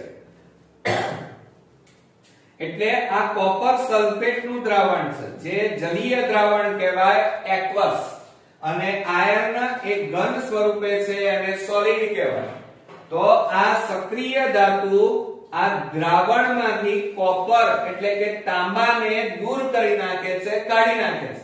કાઢી નાખે એટલે આયર્ન Fe અને આ SO4 એ બંને ભેગા થઈ જાય એટલે આયર્ન સલ્ફેટ એક્વસ બને છે. અને શું છૂટું પડે છે? કોપર એટલે તાંબુ, સોલિડ એટલે કે ઘન સ્વરૂપે છૂટું પડે છે. ખ્યાલ આવ્યો મિત્રો? એ જ રીતે આપણે ત્રીજું ઉદાહરણ લઈએ, ઝિંક એટલે જસત. એને પાછા કોપર સલ્ફેટના દ્રાવણમાં તમે સાથે રાસાયણિક પ્રક્રિયા કરીએ તો આ ઝિંક એ વધારે સક્રિય છે, તાંબુ ઓછું સક્રિય છે. એટલે આ જસત કોપર સલ્ફેટના દ્રાવણમાંથી કોપરને દૂર કરે છે અને પોતે એની સાથે જોડાઈ જાય છે. એટલે ઝિંક અને SO4 એટલે ZnSO4, જેને ઝિંક સલ્ફેટ કહેવાય, જે જલીય દ્રાવણ છે. અને શું છૂટું પડે છે મિત્રો? કોપર એ ઘન સ્વરૂપે છૂટું પડે છે. ઓકે, લાસ્ટ છેલ્લું ઉદાહરણ લઈએ, લેડ એટલે સીસુ કહેવાય, Pb એ ઘન સ્વરૂપે છે અને એને કોપર ક્લોરાઇડ, આ વધારે સક્રિય ધાતુ કહેવાય, આ ઓછી સક્રિય ધાતુ છે. એટલે આ વધારે સક્રિય ધાતુ ઓછા સક્રિય ધાતુ ધરાવતા દ્રાવણમાંથી, આ કોપર ક્લોરાઇડ કહેવાય, CuCl2. એટલે કોપર ક્લોરાઇડ નું જલીય દ્રાવણમાંથી કોપરને કાઢી મૂકે છે, દૂર કરે છે, અને આ લેડ ક્લોરીન સાથે જોડાઈ જાય છે. તો શું બની જાય? PbCl2, જેને લેડ ક્લોરાઇડ કહેવાય, જે જલીય દ્રાવણ એટલે કે એક્વસ તરીકે ઓળખાય છે. અને શું બાકી રહે છે મિત્રો? કોપર એટલે કે તાંબુ છૂટું પડે છે. એટલે આનો મતલબ એ થયો કે આ ઝિંક, આયર્ન, ઝિંક, લેડ, આ ચારે ધાતુ કેવી છે? વધારે સક્રિય છે. જ્યારે આ Ag એટલે સિલ્વર, કોપર એટલે તાંબુ, બરોબર, આ કોપર અને એટલે કે તાંબુ, પછી આ ચાંદી, એ જ રીતે સોનું, Au, આ બધા ઓછા સક્રિય છે. એટલે ઝિંક, ધ્યાન રાખજો, Zn એટલે ઝિંક, જસત, આયર્ન એટલે લોખંડ, અને Pb એટલે લેડ, સીસુ, એ આ ચાંદી અને તાંબા કરતા વધારે સક્રિય તત્વો છે. એટલે આ વધારે સક્રિય ધાતુ તત્વો શું કરે છે? જલીય દ્રાવણમાંથી ઓછા સક્રિય ધાતુ તત્વોને દૂર કરી નાખે છે અને પોતે જોડાઈ જાય છે, પોતે એની સાથે દ્રાવણ સાથે પ્રક્રિયા કરી લે છે. તો અને આ ઓછી સક્રિય ધાતુ તત્વોને દૂર કરવાની જે ક્રિયા છે અને પોતે જોડાઈ જાય છે, માટે આ ક્રિયાને આપણે વિસ્થાપન પ્રક્રિયા કહીએ છીએ. હવે આ સમીકરણ બેલેન્સમાં છે કે નહીં ચેક કરીએ. લેડ કેટલા? 1, અહીંયા 1, આ Pb 1, અહીંયા Cl2 કેટલા? 2, તો આ Cl2 કેટલા? 2, કોપર કેટલા? 1, તો અહીંયા કોપર 1. આ રીતે તમે જ્યારે પરીક્ષામાં અથવા તૈયારી કરતા હોય ત્યારે દરેક રાસાયણિક સમીકરણ સંતુલિતમાં તમે લખ્યું છે કે નહીં એ ખાસ ચેક કરી લેજો. તો ચાલો શરૂ કરીએ ભાગ 12 માં. આજનો આપણો પ્રયોગ છે ઓક્સિડેશન અને રિડક્શન માટેનો, કે અહીંયા તમે આકૃતિ જોઈ રહ્યા છો, આ આકૃતિ તમારે નોટપેન ની લઈ અને ચોપડાની અંદર સરસ રીતે દોરવાની છે અને તૈયાર પણ કરવાની છે. હવે જુઓ, આપણે પ્રયોગ જોઈએ તો કોપર એટલે કે તાંબુ નું કોપર ઓક્સાઇડમાં થતું ઓક્સિડેશન સમજો જરા. ઓક્સિડેશન સમજવું એટલે કે કોપર એટલે તાંબુ કહેવાય. તાંબાનું ઓક્સિડેશન કેવી રીતે થાય છે એ અહીંયા સમજવાનું છે. હવે જુઓ, આ એક ચિનાઈ માટી. હવે ચિનાઈ માટી એટલે શું? તમારા માટે નવો શબ્દ છે. તો તમારા ઘરની અંદર કાચની જે કપ રકાબી આવે છે એ ચિનાઈ માટીમાંથી બનાવેલી હોય. એને જુઓ, રકાબી હોય એને ચિનાઈ માટી કહેવાય. એને ગરમ કરીએ એટલે રકાબી બની જાય, કડક મજબૂત. અને પછી એને તોડી નાખીએ એટલે નાના નાના ટુકડા થઈ જાય કપ રકાબીના, એને પોર્સેલિનના ટુકડા કહેવાય. સમજણ પડી? તો અહીંયા આ કાચની કપ રકાબી એટલે કે રકાબી લીધેલી છે, જેને આપણે શું કહીએ છીએ? તો જો ચાઇના ડીશ પણ કહેવાય. બરોબર? હવે આ ચાઇના ડીશ ની અંદર તમારે કોપર એટલે કે તાંબાનો ભૂકો લેવાનો છે.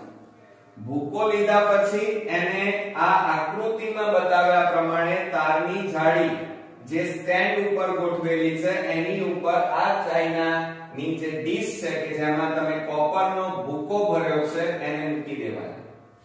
મૂક્યા પછી તમારે શું કરવાનું? આ બર્નર છે, એ બર્નરની મદદથી આ ચાઇના ડીશને ગરમ કરો. ગરમ કરશો એટલે આ તાંબાનો ભૂકો ગરમ થશે અને એની ઉપર કોપરના ભૂકાની ઉપર કોપર ઓક્સાઇડનું પડ જમા થશે. બરોબર મિત્રો? હવે આ કોપર ઓક્સાઇડનું પડ જમા થયું, અહીંયા ઓક્સિજન ઉમેરાયો કહેવાય. કોપર હતું પણ હવે શું બની ગયું છે? કોપર ઓક્સાઇડ બન્યું છે. એટલે કે ઓક્સિજન ઉમેરાય, અને ઓક્સિજન ઉમેરાય તો એને ઓક્સિડેશન કહેવાય. અને ઓક્સિજન જો દૂર થઈ જાય, નીકળી જાય તો એને હંમેશા રિડક્શન કહેવાય.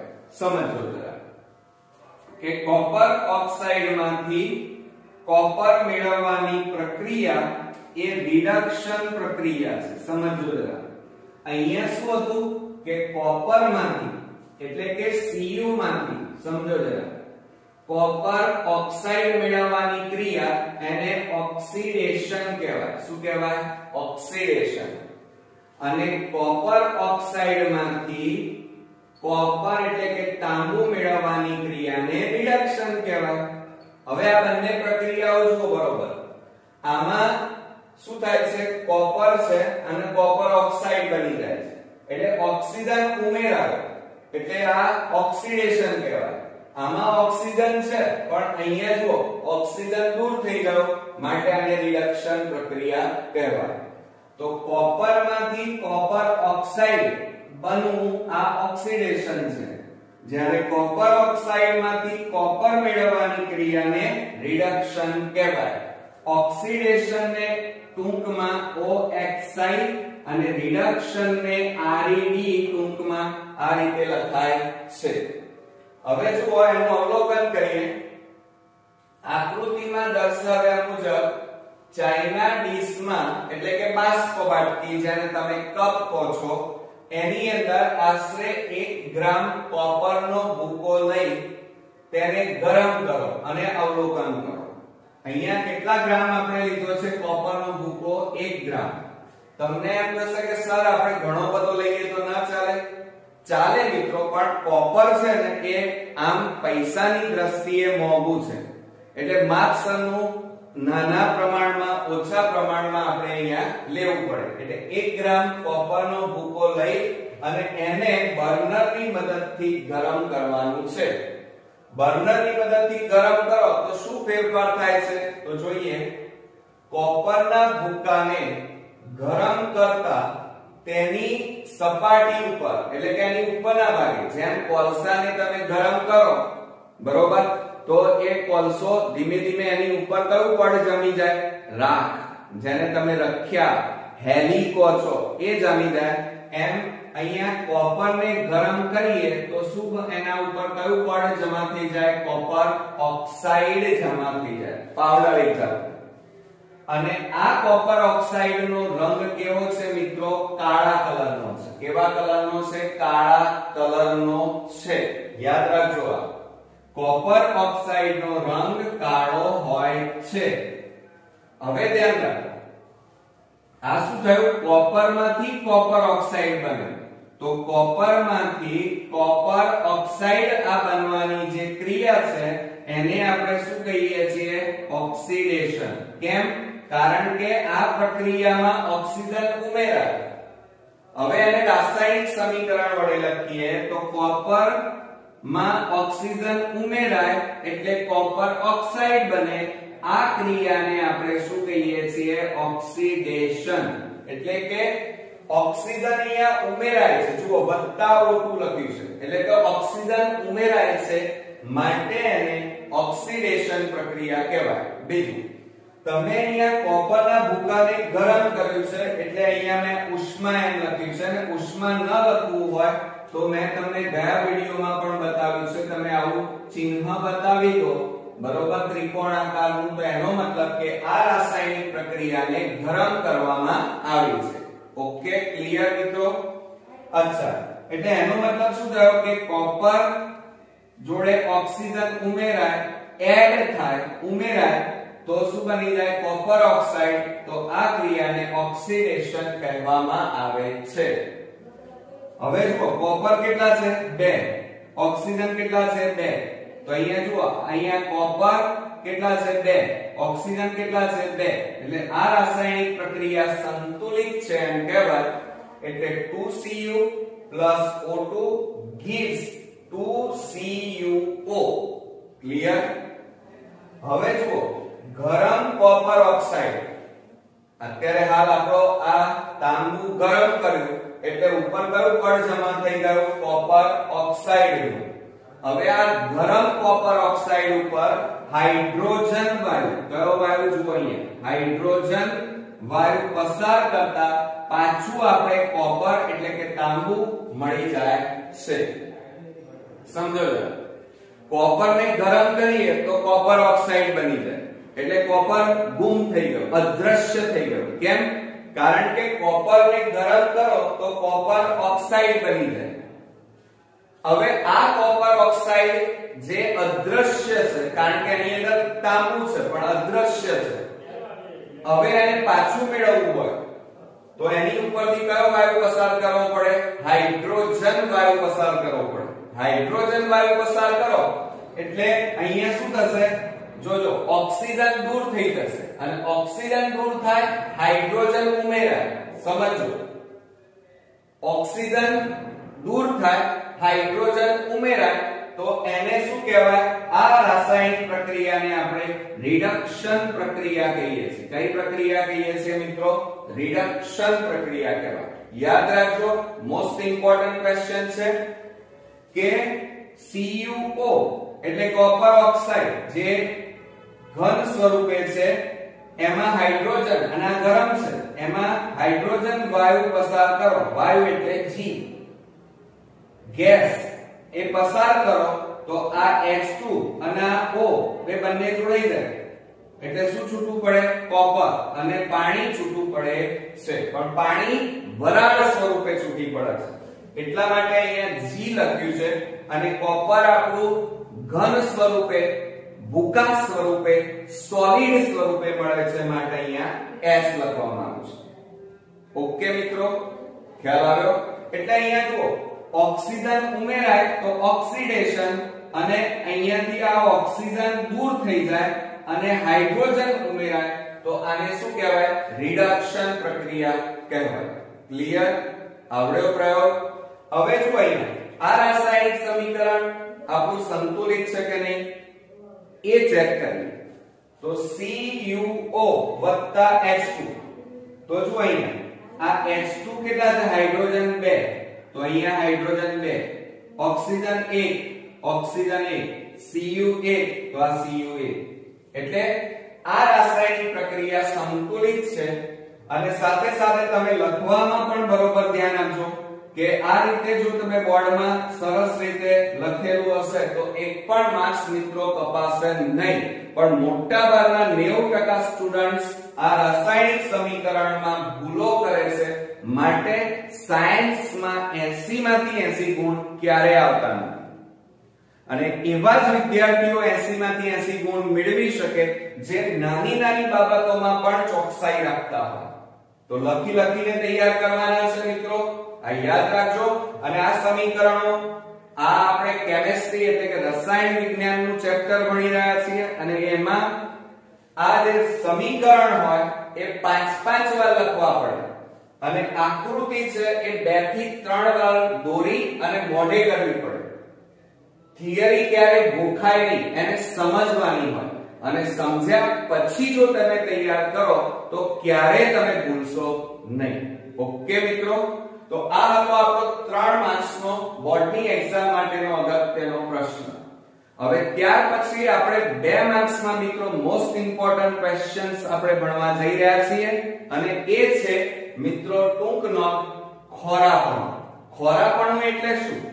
દાખલા તરીકે તમારા ઘરમાં રાંધેલી વસ્તુ હશે, તમારી મમ્મીએ રોટલી બનાવી, ભાખરી બનાવી, અથવા તો કોઈ ઢોકળા બનાવ્યા હોય, અથવા બીજી કોઈ વાનગી બનાવી હોય, એને 3-4 દિવસ રાખી મૂકો, અથવા ખીચડી વઘારેલી હોય એને 2-3 દિવસ રાખી મૂકીએ, અને 2-3 દિવસ પછી જ્યારે તમે ખીચડી કે પાઉં કે બ્રેડ એ રોટલી તમે ખાવશો તો તમને મજા નથી આવતી. એક તો એ ખોરાક દુર્ગંધ મારે છે, વાસ મારે છે, અને બીજું જ્યારે તમે એને ખાઓ એટલે કે અંદર મોઢામાં જવા દો તો એનો સ્વાદ બદલાયેલો લાગે છે, એટલે કે ખોરું થઈ ગયું એમ કહીએ છીએ. દાખલા તરીકે ઘઉંનો લોટ લાંબા સમય સુધી પડ્યો રહે અને પછી જ્યારે તમે એને ઉપયોગમાં લેવા જાવ તો તમારી મમ્મી એવો શબ્દ વાપરે છે કે આ લોટ ખોરો થઈ ગયો છે. તો એનો મતલબ એ થયો ખોરાપણું એટલે કેટલાક ખોરાક એવા છે કે જેમના સ્વાદ અને ગંધ એટલે કે વાસ બદલાઈ જાય છે. બરોબર? તો આ સ્વાદ અને ગંધ જે એડ થાય છે, સ્વાદ બદલાઈ જાય અને એ ખોરાકમાંથી વિશિષ્ટ પ્રકારની ગંધ આવે તો એને આપણે ખોરાકનું ખોરાપણું કહેવાય. ક્લિયર? હવે એવું તે શું થયું ખોરાકમાં કે આપણો ખોરાક બગડી ગયો મિત્રો? તો એનું કારણ એ છે કારણ કે આપણો જે ખોરાક છે એ જ્યારે આપણે ખુલ્લા વાતાવરણમાં મૂકી રાખીએ ત્યારે એ વાતાવરણના ઓક્સિજન સાથે પ્રક્રિયા કરે છે. એટલે એનો મતલબ એ થયો, સમજો જરા, કે આપણો જે ખોરાક છે એ વાતાવરણમાં ખુલ્લો મૂકો એટલે વાતાવરણના ઓક્સિજન સાથે જોડાઈ જાય, વાતાવરણના ઓક્સિજન સાથે રાસાયણિક પ્રક્રિયા કરે, અને રાસાયણિક પ્રક્રિયા કરી નાખે, ઓક્સિજન ઉમેરાય એટલે અહીંયા કઈ ક્રિયા થાય? ઓક્સિડેશન થાય. ખોરાકનું શું થઈ જાય મિત્રો? ઓક્સિડેશન થાય. અને ઓક્સિડેશન થાય એટલે ખોરાકનો સ્વાદ પણ બદલાઈ જાય અને એમાં વિશિષ્ટ પ્રકારની ગંધ ઉમેરાઈ જાય, એટલે એ ખોરાક ખાવા લાયક રહે નહીં. બરોબર? જોઈએ ચાલો કે કેટલાક તૈલી પદાર્થો એટલે દાખલા તરીકે તમારી મમ્મી ભજીયા, બટાકા વડા આવું કંઈક બનાવતી હોય છે, એ તૈલી પદાર્થો કહેવાય. મોઢામાં પાણી આવી ગયું કેમ? તો એ તૈલી પદાર્થ અથવા ચરબીજન્ય એટલે દૂધમાંથી ચરબી જેનામાં હોય એવા ખોરાકના પદાર્થો, એવા પદાર્થોને જો વાતાવરણમાં ખુલ્લા રાખતા તેનું શું થઈ જાય છે મિત્રો? આ જે ખોરાક છે એ ખોરાક વાતાવરણના ઓક્સિજન સાથે રાસાયણિક પ્રક્રિયા કરી અને એ ખોરાકનું ઓક્સિડેશન થઈ જાય છે, અને માટે તમારો ખાવાનો ખોરાક કેવો બની જાય છે? ખોરો બની જાય છે.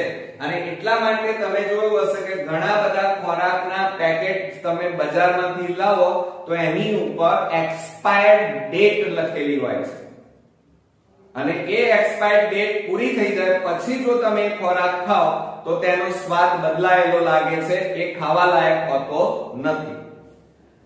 જેને લીધે ખોરાકનું ઓક્સિડેશન થાય એટલે જેને લીધે તેનો સ્વાદ બદલાઈ જાય. શું બદલાય મિત્રો?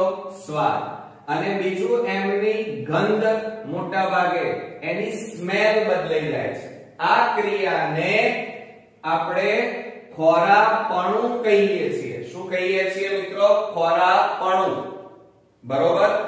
હવે સામાન્ય રીતે તૈલી અને ચરબીજન્ય ખોરાકમાં થતું ખોરાપણું જો અટકાવવું હોય, તમારે ખોરાપણું અટકાવવું હોય, માની લો તમે બજારમાં જાઓ તો દુકાનમાંથી તમે ઘણા બધા પડીકા ખાવ છો અને લાંબા સમય સુધી વેફર હોય, બટાકાની કાતરી હોય કે આવી કોઈ પણ વસ્તુ પડીકામાં હોય છે અને લાંબા સમય સુધી, મહિનાઓ સુધી સ્વાદ પણ બદલાયેલો હોતો નથી કે એમાં વિશિષ્ટ કોઈ ગંધ પણ હોતી નથી. એટલે કહેવાનો મતલબ કે તમે જે તૈલી અને ચરબીજન્ય પદાર્થ છે એ પદાર્થને ખોરો થતો અટકાવવા માટે તેમાં ઓક્સિડેશન પ્રક્રિયાનો પ્રતિકાર કરે. એટલે કે ઓક્સિજન ઉમેરાવા દેવાનો નહીં. જુઓ, ખોરાકમાં ઓક્સિજન ઉમેરાઈ જાય ને એટલે એ ખોરાક ખાવા લાયક રહે નહીં, ખોરું થઈ જાય. તો હવે આપણે શું કરવું પડે? ઓક્સિજન દૂર કરવો પડે. ઓક્સિજન અંદર એડ ન થાય.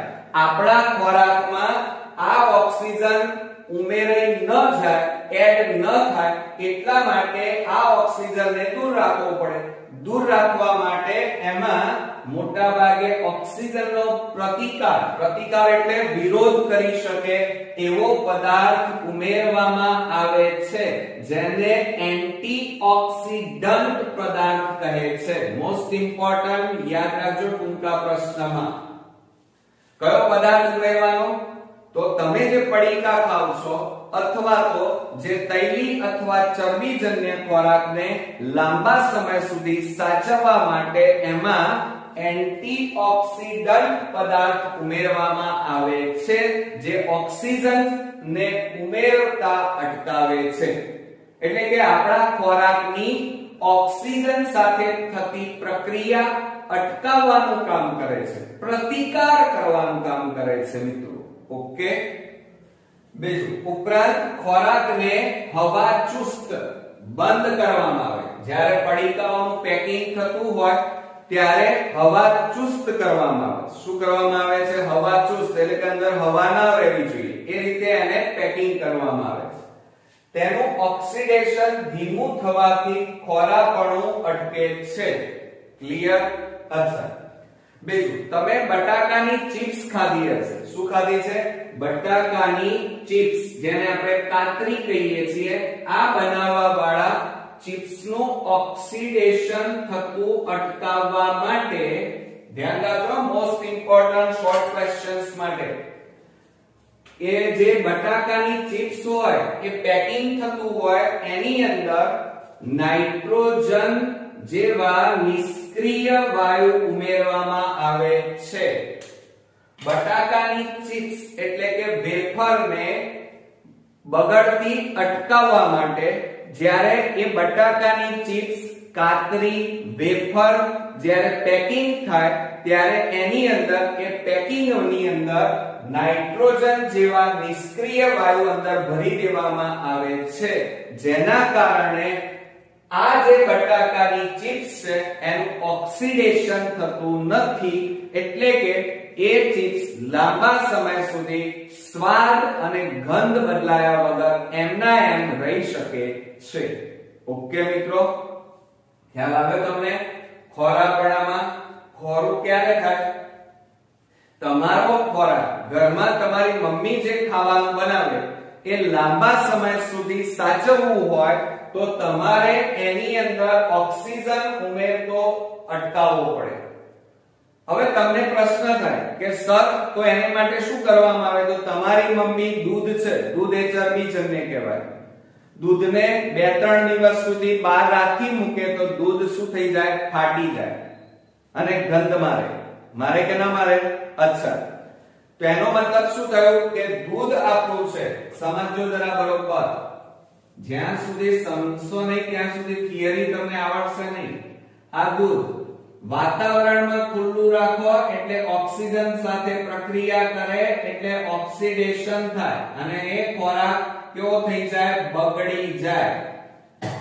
અને બગડતું દૂધ અટકાવવા માટે તમારી મમ્મી શું કરે છે, તો એ દૂધને ફ્રીજમાં નીચા તાપમાને મૂકી દે છે, જેના કારણે તમારું દૂધ બગડતું નથી. કેમ?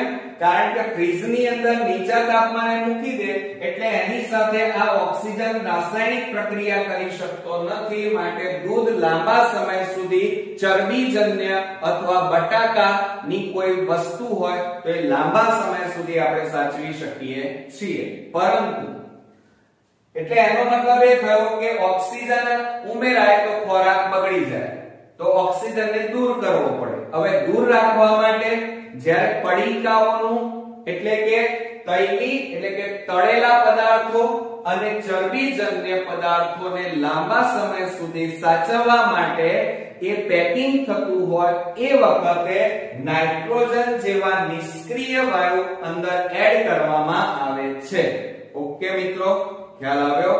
તો આ હતી આપણી ઓક્સિડેશનના કારણે ખોરાક બગડવાની ક્રિયા, સ્વાદ બદલાવાની ક્રિયા, ગંધ મારવાની ક્રિયા, જેને આપણે શું કહીએ છીએ, ખોરાકપણું. મોસ્ટ ઇમ્પોર્ટન્ટ છે મિત્રો, તૈયાર કરી નાખજો. એટલે આ બંને થિયરી ઉપરથી એક વસ્તુ તો તમે આજે શીખ્યા કે ઓક્સિજન ઉમેરાય તો ઓક્સિડેશન અને ઓક્સિજન દૂર થાય તો રિડક્શન. આટલી વસ્તુ તમારે યાદ રાખવાની છે. બરોબર મિત્રો, આવડશે ને? તો મિત્રો આ વિડિયો બરોબર ધ્યાનથી 2 વાર 3 વાર જોઈ લો અને આ થિયરી તૈયાર કર્યા પછી મોઢે લખવાનું રાખજો, તો તમે ભૂલ્યા વગર સરસ રીતે તમે પરીક્ષાઓની અંદર તમે આ થિયરી લખી પણ શકશો. અને સાથે સાથે લખવાની ટેવથી શું થશે કે તમે ક્યાંય સમીકરણમાં ભૂલ કરતા હશો તો પણ તમને ખ્યાલ આવશે. તો આજે આપણે આ બધા ચેપ્ટરોને લગતા હું તમને આ ધોરણની અંદર બધા ચેપ્ટર ડીપમાં અને સરસ રીતે સમજાવીશ.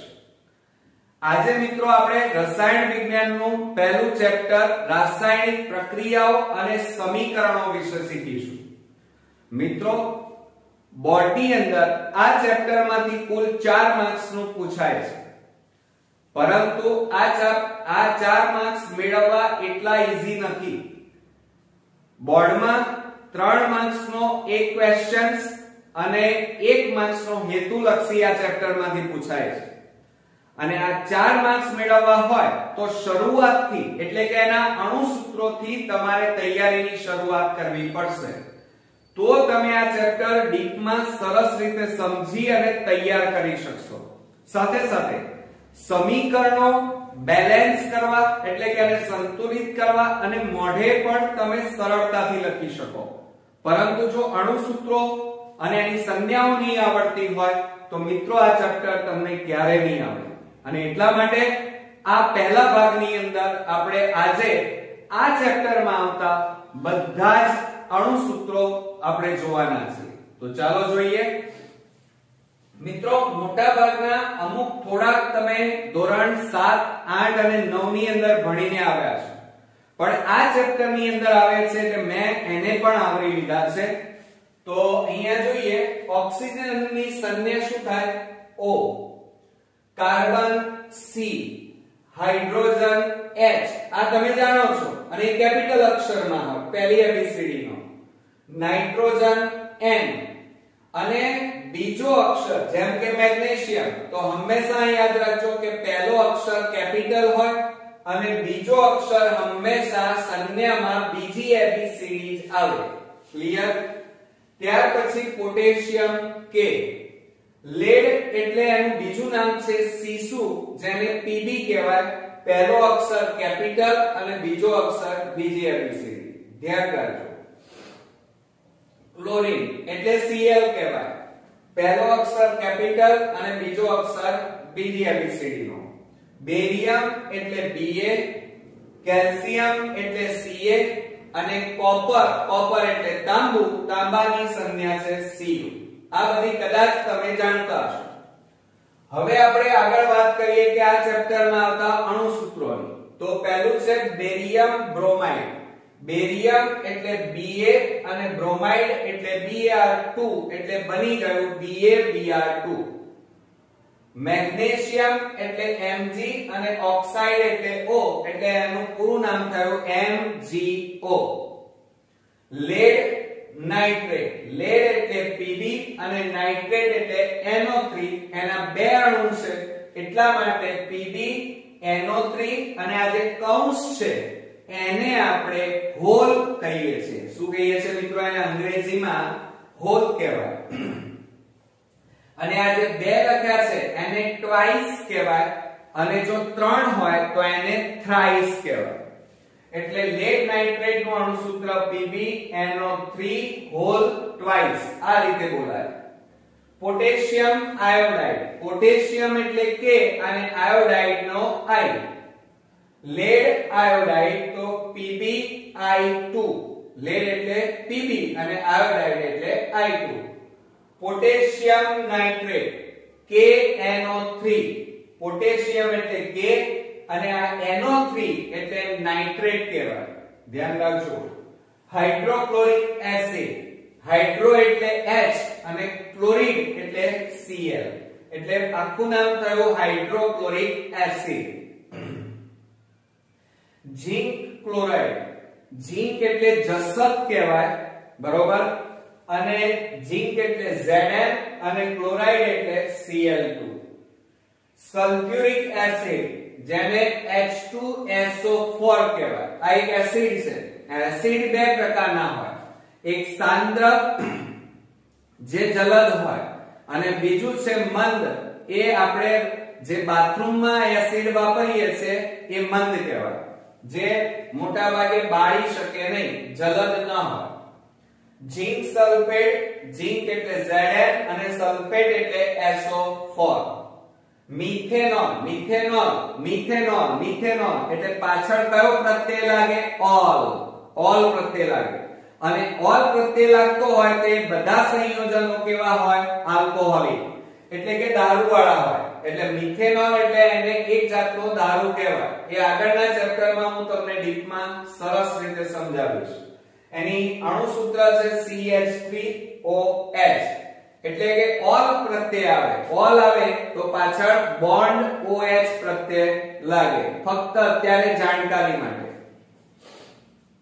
મેંગેનીઝ એટલે Mn અને ક્લોરાઇડ એટલે Cl2 એટલે આખું નામ થયું MnCl2 મેંગેનીઝ ક્લોરાઇડ. ત્યાર પછી ગ્લુકોઝ જેને આપણે ખાંડ કહીએ છીએ, શર્કરા, અને એના ભાગ પડશે માસુલે, માલ્ટોઝ, સુક્રોઝ અને લેક્ટોઝ, બરોબર. તો ગ્લુકોઝ નું અણુસૂત્ર છે C6H12O6. એલ્યુમિનિયમ સલ્ફેટ, એલ્યુમિનિયમ એટલે Al અને સલ્ફેટ એટલે SO4 એટલે એનું અણુસૂત્ર બને Al2SO4 હોલ થ્રાઇસ. જો અહીંયા ત્રણ આવ્યા, હું તમને બોલતા પણ તૈયાર કેવી રીતે કરવા એ પણ શીખવાડી રહ્યો છું. જુઓ, ત્રણ છે તો થ્રાઇસ કહેવાય અને બે હોય તો ટ્વાઇસ. યાદ રાખજો. બેરિયમ ક્લોરાઇડ BaCl2, બેરિયમ એટલે Ba અને ક્લોરાઇડ એટલે Cl2. બેરિયમ સલ્ફેટ, બેરિયમ એટલે Ba, સલ્ફેટ એટલે SO4. એલ્યુમિનિયમ ક્લોરાઇડ, એલ્યુમિનિયમ એટલે Al અને ક્લોરાઇડ એટલે Cl એટલે AlCl3. સોડિયમ હાઇડ્રોક્સાઇડ, સોડિયમ એટલે Na અને હાઇડ્રોક્સાઇડ એટલે OH એટલે NaOH. સોડિયમ સલ્ફેટ, સોડિયમ એટલે Na અને સલ્ફેટ એટલે SO4 એટલે Na2SO4 એનું અણુસૂત્ર બને. સોડિયમ ક્લોરાઇડ જેને મીઠું પણ કહી શકાય મિત્રો, NaCl જેનું બીજું નામ મીઠું પણ છે. કેલ્શિયમ ઓક્સાઇડ એટલે CaO જેને કળી ચૂનો પણ કહેવાય. યાદ રાખજો, બીજું નામ કળી ચૂનો. ત્રીજું છે કેલ્શિયમ હાઇડ્રોક્સાઇડ. મિત્રો હાઇડ્રોક્સાઇડ શબ્દ આવે એટલે પાછળ શું લાગે? OH. યાદ રાખજો, આ અમુક બેઝિક વસ્તુઓ તમારે યાદ રાખવી પડશે, જેથી કરીને તમારે ધોરણ 10, 11, 12 સાયન્સમાં પણ આ બધી વસ્તુઓ તમારી કમ્પ્લીટ હોય તો કેમેસ્ટ્રી તમને એકદમ ઈઝી લાગશે. જો કેલ્શિયમ એટલે Ca અને હાઇડ્રોક્સાઇડ એટલે OH, એટલે પૂરું નામ શું બોલાય? CaOH whole twice. એને આપણે લાઇમ વોટર પણ કહીએ છીએ, ફોડેલ ચૂનો પણ કહીએ છીએ, અથવા તો ચૂનાનું નીતર્યું પાણી પણ કહેવાય કેલ્શિયમ હાઇડ્રોક્સાઇડ ને. ત્યાર પછી calcium carbonate CaCO3, calcium carbonate ચૂનાના પથ્થર પણ કહી શકાય. Ferrous sulphate FeSO4, ferrous sulphate પણ કહેવાય. અને અહીંયા તમે આગળ આ Fe એટલે આયર્ન એટલે લોખંડ, એટલે આને બીજી રીતે બોલવું હોય તો આયર્ન સલ્ફેટ પણ બોલાય અથવા ફેરસ સલ્ફેટ પણ કહી શકાય. ફેરિક ઓક્સાઇડ Fe2O3, એને આયર્ન ઓક્સાઇડ પણ કહેવાય, યાદ રાખજો. ફેરસ સલ્ફેટ FeSO4, ફેરસ એટલે Fe અને સલ્ફેટ એટલે SO4 એટલે FeSO4 અણુસૂત્ર બને.